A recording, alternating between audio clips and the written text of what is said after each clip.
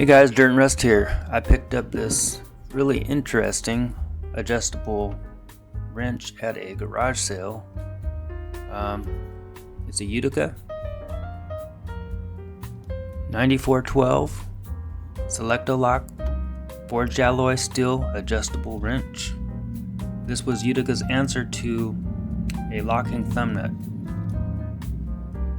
The mechanism on this one isn't working very well, but it's still cool. Here's a little snippet from a 1960s catalog. They say, avoid slipping or resetting with the new perfected Select-A-Lock adjustable wrench.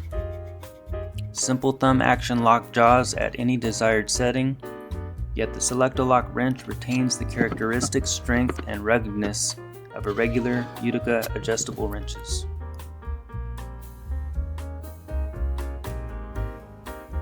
The locking device is positioned for easy manipulation, rivet fastened for long life and smooth action, induction hardened jaws with all parts interchangeable with regular adjustable wrenches.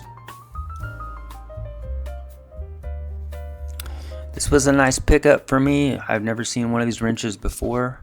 It was $2 and I was happy to find it.